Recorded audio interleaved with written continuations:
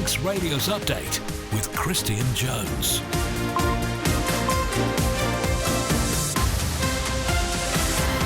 £5 on Monday the 16th of February. Thanks very much to Chris Quirk for the past couple of hours.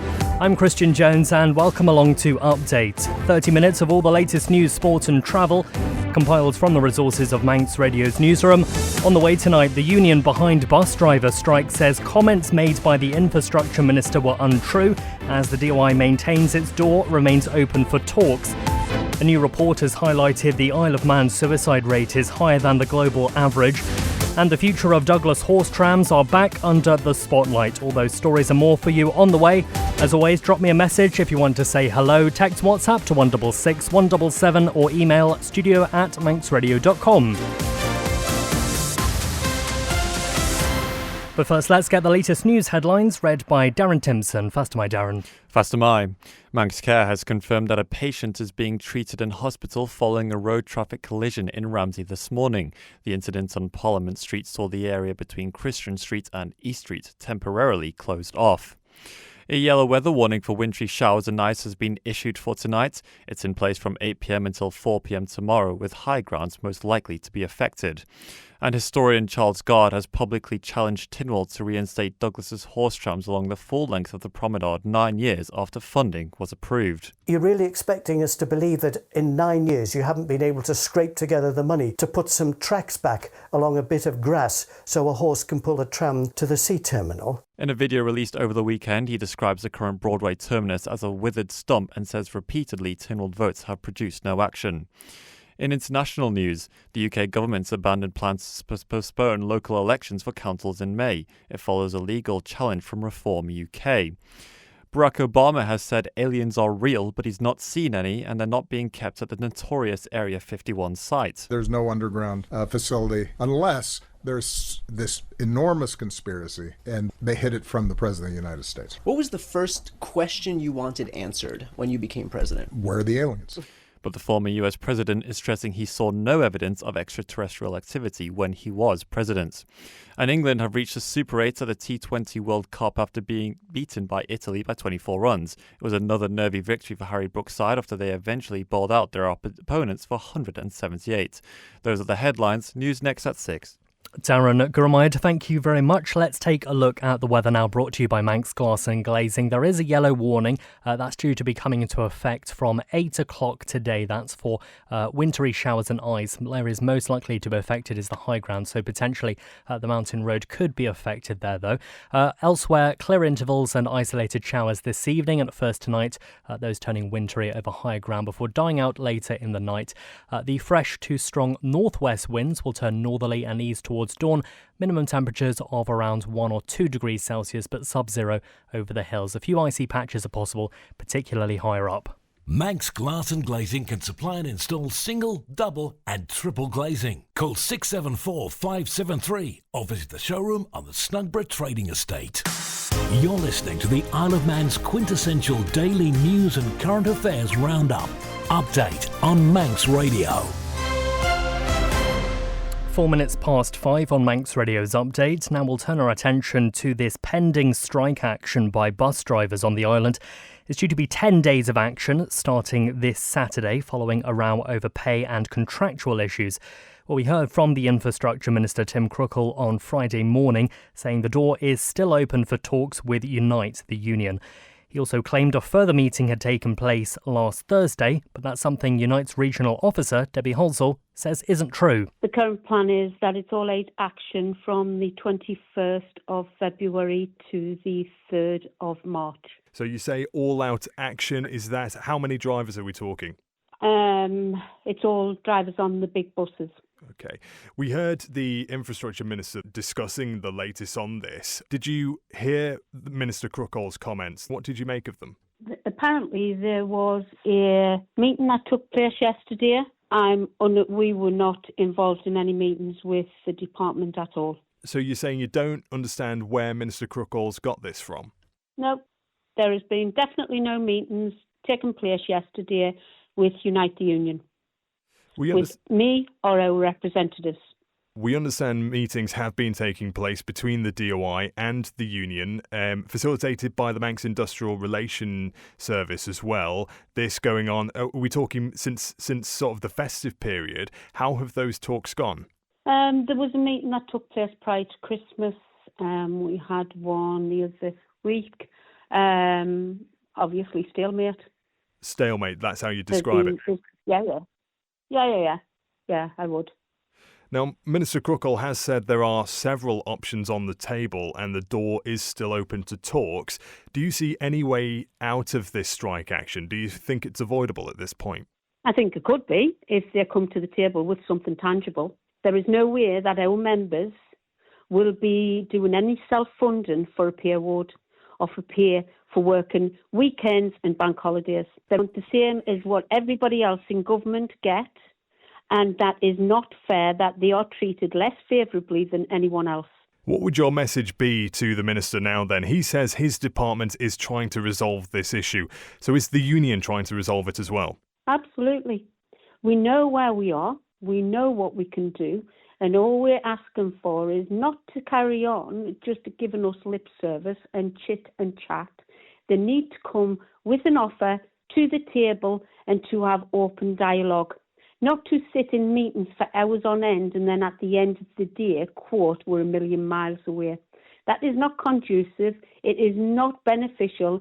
And to be honest, some of the individuals who came into that room were wasting time. We are there to basically, we come and we're a problem and we've got a solution. And the solution is in hand. It is down to the government and the department to come to the table with that offer. If they choose not to, we know what is happening on the 21st of February.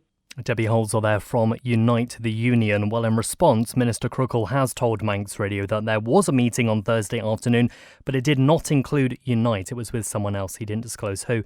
The minister says, if I picked that up wrong, then that was my mistake. But as I said on Manx Radio on Friday, we will make ourselves available to meet with whoever to try and find a resolve.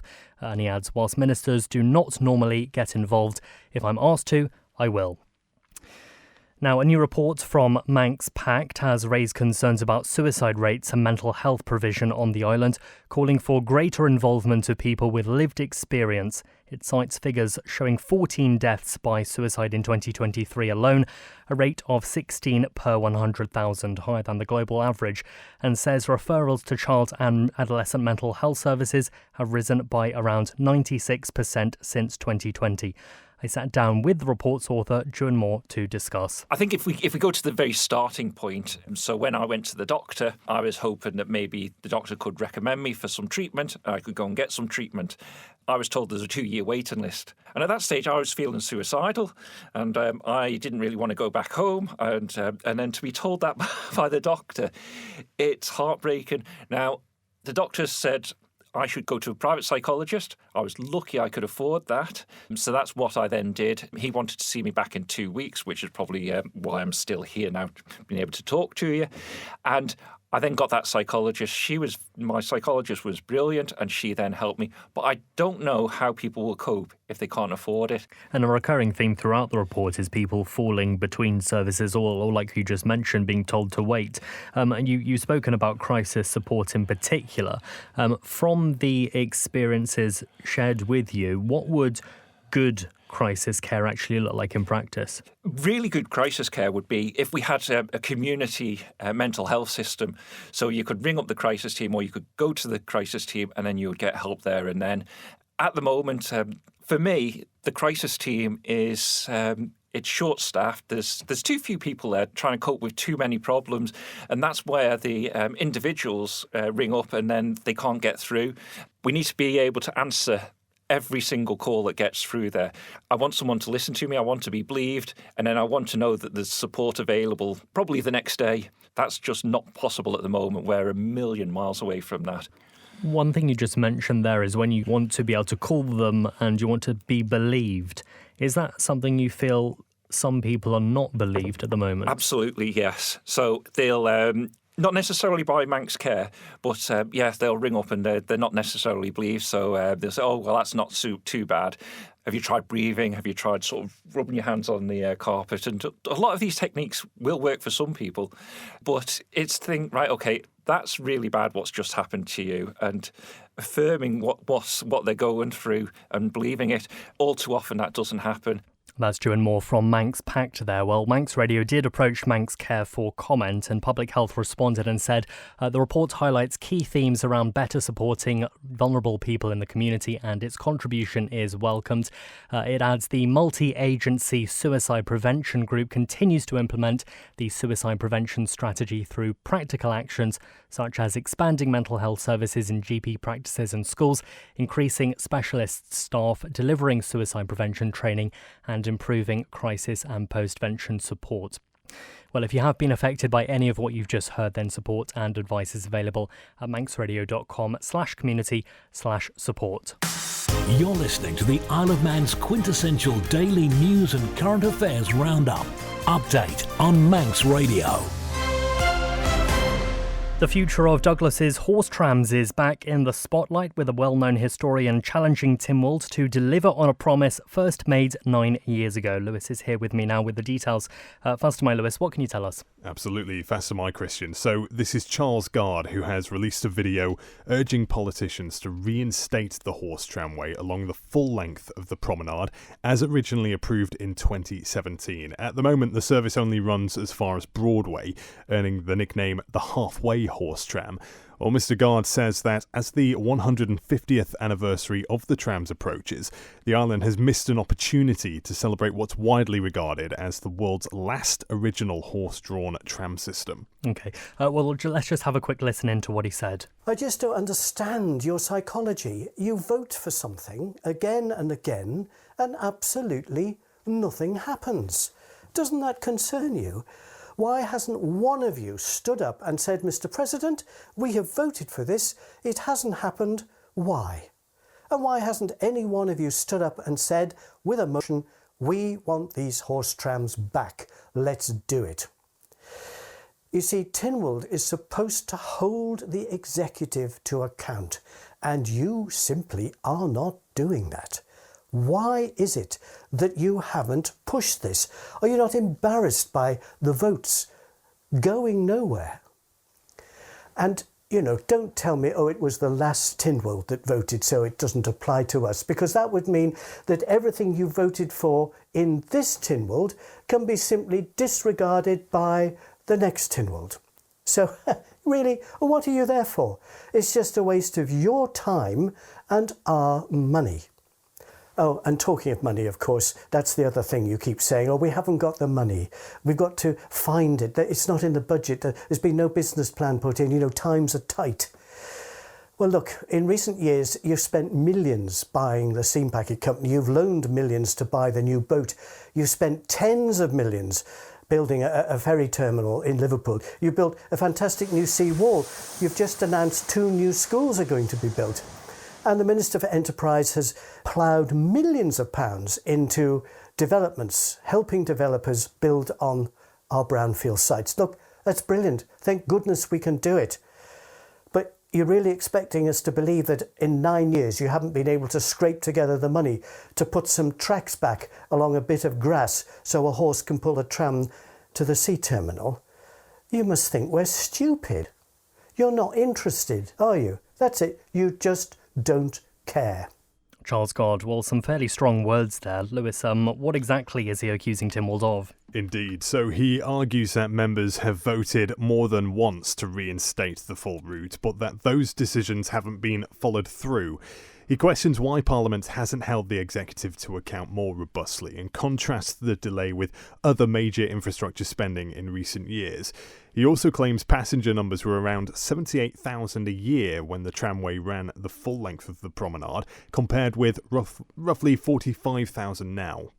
And has there been any political response to this? There has been, commentary, though not from the government itself. Douglas South MHK Sarah Maltby says she shares the frustration and has long supported reinstatement even before she was elected. She says she would have reinstated the tracks within her first year if she'd been in a position to do so, but was repeatedly assured a business case was on the way.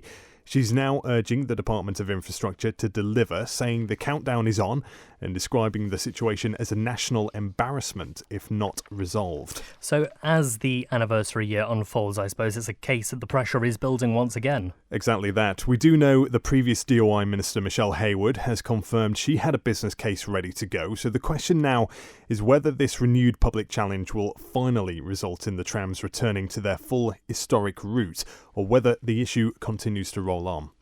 Lewis, thank you very much for that. Well, it's budget tomorrow, if you weren't aware. Now, a former Treasury Minister says the island needs to be proactive in its relationships with the UK politicians. This is Eddie Tear, who was in charge of government's finances between 2011 and 2016. During that time, he attended several UK political party conferences and attended meetings in Westminster. He's been telling Phil Gorn that these are vital in helping the island get business done with its nearest neighbours. I found to meet them when they were just assumed they were surrounded by friends was a much better way of generating a relationship with them, which you can build on in the future. And also, too, the biggest opportunity you had was to catch a government minister there, and I would say, hello, I'm Eddie Tear, Treasury Minister of the Isle of Man. I'm down in London quite often. Do you think I could have 20 minutes from your diary next time I'm in London? And they always said yes. Give them a card, and then go back to the office and said, I've been talking to XYZ. Yeah. He said it's all right. Get on to them, please, and put them on the next list. And then I go down, bang, gotcha. I had a super relationship with David Gork, the number 2 in the UK Treasury, and at the beginning it was very formal. At the end it's, hello Eddie, how you doing? I haven't seen you for a while. And a bit of general chit-chat before we actually started. I also remember speaking to the Pensions Minister, Ros Altman. She was a class act. I had a great deal of time with her, and she said, the staff said, you got 20 minutes and that's it. 40 minutes we had, and just sort of talked it through. We got an agreement with her straight away. But it goes back again to develop on those personal contacts, which you can't do overnight. And that's why if you had somebody introducing you to the contact, that would certainly help to smooth the path. Yeah. But the other thing I'd like to mention as well, Phil, is we need to be more proactive. Now, the UK Public Accounts Committee was on our case. Ms. Hodge, she was the chair of the PAC at the time.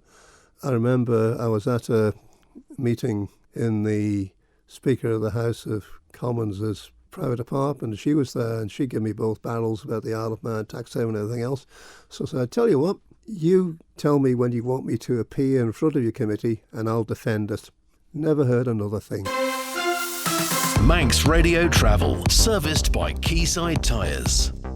Well, let's take a look at the travel. We'll start with the roads. In Quegg until the 17th of April, temporary lights at the bottom of Quegg Hill near the railway bridge for sewer works. Over in Braddon, there are temporary lights on Cool Road near the business park. Also temporary lights on Braddon Road just up from Braddon Bridge. In Colby, the Ballakill Ferrick Road, that's closed for drainage and resurfacing work. Near Kirkmichael, the Ballalai Road, that's closed for resurfacing. And in Ramsey, for the next fortnight, Albert Road and Waterloo Road are closed for excavation work. We'll take a look at the steam packet. Everything's looking good there. Also at the airport, everything is running to time. If there is anything that I've missed that you spot out on your travels, then do ping me a text to WhatsApp 166 177 or email to studio@manxradio.com. Manx. Serviced by Quayside Tyres. Call Quayside Tyres on 664417 to book your free vehicles winter check so your vehicle is safe for you and other road users. You're listening to the Isle of Man's quintessential daily news and current affairs roundup. Update on Manx Radio. 19 minutes past 5, 2 residents from the Isle of Man say they're hesitant to travel outside the island after they were left stranded in Amsterdam airport a few months ago. The residents, who are from India but live and work here, were stopped from returning to the UK because their Isle of Man visas were not linked on the UK system. After 4 days, multiple calls to the UK and Isle of Man government and 2 trips to The Hague, the issues were rectified, but they say the anxiousness still remains. We stayed in the airport the entire night. We were just hanging out. Sleeping in the Burger King. King, and it was a horrible experience whatsoever. We did go to the immigration in Amsterdam. Yeah. And they were really helpful. They looked at our visas and they were like, oh, this seems like a valid visa. But again, these people need confirmation from the UK Border Force. And they informed us to go to the UK Embassy in Hague. And the straight up response was, we can't help you from the UK Embassy. And we were like, we are stuck here. So we had to wait for 2 hours. Then 2 people came down and they got all our passports and all the letters and stuff. And they came back saying that, oh, I think we found the issue. I think the databases are not synced. It's like, okay, can you give us a letter to confirm that we have a valid visa? And they're like, oh, no, we can't do that. I'm like, you're the embassy. You should have the power. Yeah. And they're like, no, contact the UK VA and ask them to link your Isle of Man visa. And they're like, oh, I don't think you can add Isle of Man visas to the UK immigration account. Contact the Isle of Man government. And we did contact the Isle of Man government. And they were like, immediately, they said they're going to look into it. Tuesday morning, we did receive a call again back from the Isle of Man government saying that your documents have been sent to the British Embassy. So all the way from Amsterdam to Hague, we travelled again. And they're like, no, we didn't receive anything. Again, we contacted the Isle of Man government and like, just give us some more time. We're going to contact the UK Border Force. And on Wednesday morning, I think, we got a email confirmation from the Border Force saying that you're clear to travel. Even when we are traveling back from a home country to the UK, the Heathrow immigration officers, they don't know what's the Isle of Man visa. And every time I had to stand there for 1 hour when other thousands of people just stared at me thinking that I've entered there illegally. If you have to sum it up, there's just 2 main issues. One is the visa stamp. It has to change. It has to be digital, or it can either be a valid stamp which they don't write it in a pen, which is a very big issue. The second thing is our names has to be updated in the UK system. Otherwise, if there's no link between Isle of Man and UK, they're always not going to have our names in the system, and it's going to reject us wherever we are. Now, an Isle of Man government spokesperson says wet ink stamps are fully valid and the government is actively engaging with the UK Home Office and UK Border Force to minimise the risk of similar incidents. Quick travel update for you. We are being told of reports of a broken down car at Blackboards at the southbound route, so that's definitely one to keep an eye on. If you spot anything else while you're out and about, 166 177, email studio@manxradio.com. Now, reporting whistleblowing incidents relating to the Department of Infrastructure to an independent investigator would be difficult because of how varied its remit is. That's according to its whistleblowing designated officer and also its deputy chief officer. They've been giving evidence to a Tynwald Selects Committee assessing how effective the island's laws are. Geoffrey Robinson says the broad range of the department would make it difficult for someone else to assess. I can understand that, but on an operational level, if they wish to keep their identity disclosed, sometimes it is very difficult to then bring forward the issues without identifying those individuals. So an independent authority doing that would still have exactly the same problems, because you cannot go along to somewhere and talk about a matter which might identify the individuals who've brought it forward. But you don't think the individuals want to keep their confidentiality because they're afraid. So they perhaps wouldn't, if it was completely independent of your department, OHR, PSC, wherever. I don't think that would make a difference. You don't? Okay. I think it might even be unhelpful. Yes. Most of what we do can be quite complicated. There's always context around the situations in which people are working, usually quite technical matters which take a deep understanding of both the context of the workplace and the technical matters. So having a total independence, I don't think would be helpful. So say there was a serious safety matter at, say airport ports today, that goes to the regulatory body. At what point does the DOI know about that? They obviously have regular communication, so if the regulatory body, for example the CAA, did have an issue, both the Health and Safety Inspectorate and the CAA would have no hesitation in contacting us in an anonymous way if that's what the person wants. but would ask questions, would investigate and get to the bottom of and satisfy themselves whether there was any truth or concerns remaining. And if there were concerns remaining, often or not they would raise those directly with the line management and the director involved. Jeffrey Robinson, the whistleblowing designated officer and the deputy chief officer of the Department of Infrastructure, speaking to a Tynwald Select Committee there. Right, sport up next. Get the full story. Tune in to Manx Radio's newscast for in-depth interviews behind the headlines. Find the newscast now at manxradio.com or your usual podcast provider. OK, let's take a look at the latest sport, brought to you by the Print Shed. Darren Timpson's here with me now. Faster my Darren, what can you tell us? Yeah, faster mine, starting with athletics, where not one but two Manx records were broken at the weekend. Regan Corrin broke a 20-year-old high jump record at the British Indoor Championships in Birmingham on Sunday. He jumped 2.19 metres to beat Martin Aram's 2.18 metres, which he set at the 2006 Commonwealth Games in Melbourne. Corrin also picked up the silver medal at the events, but fell short of gold after attempting a 2.22 metre jump. And in her debut race, Sarah Ashton broke the Isle of Man's women's marathon record. Competing in Seville, Sarah ran a time of 2 hours, 35 minutes and 16 seconds, which was just 15 seconds faster than Krista Kane's time set in Chicago last year. Overall, Sarah finished 17th in the event. On to football, and for the second week running, more games in the E-Cup FA Cup were postponed due to unfit pitches. However, Braddon and Rushden United have both progressed. Braddon beat Laxey 2-1, while the Southerners put 4 goals past Marown. The other two fixtures of the day saw St Mary's beat Rushden United in the Canada Life Combination 1 and Colby beat St George's in the Arden and Drogheda Combination 2. FC Alaman were also unable to play on Saturday due to disruptions at Ronaldsway Airport. Their trip to Barnoldswick Town has been rescheduled for Tuesday, 31st of March. The tie at Greenberfield Lane will kick off at 7:45pm. In rugby, Ramsey started Phase 2 of the 2025-26 season in the best way on Saturday. They secured their first win of the season with a 43-19 hammering of Duncanfield in the County 3 ADM Lancashire Cheshire. Meanwhile, Douglas Celts took the honours in the Hartford Homes Manx Cup with a 17-13 win over Vagabonds. And in hockey, Isle of Man Ladies A progressed from the second round of the England Hockey Tier 2 plate. They beat Newcastle University's second 11 3-2 on Saturday. Locally, Backers B have maintained their perfect start to the new season after beating Valkyrie C 7-2. Meanwhile, player commitments in the England Hockey Championships meant only one game was played from the Men's and Ladies Premier Leagues. Castletown A beat Valkyries A 3-1 in the Men's League. Good reminder, Darren. Thank you very much. Tell you what, there are some pretty crazy achievements in here. I mean, imagine being able to do a marathon in 2 hours, 35 minutes and 16 seconds. Do you reckon you could do that? Absolutely not, no. I think I could probably go from like the bedroom to the kitchen in that amount of time. Well, that's it for Update this evening. Thanks very much to newsreader Darren Timpson. Phil Gorn is up next with Agenda. He'll be followed by Chris Kinley from 6, who has greatest hits. Ian Cottier in the hot seat from 9, and then Dave Moore taking you through till tomorrow with After Hours. Beth is back with you tomorrow, so until next time, take care. Bye-bye for now.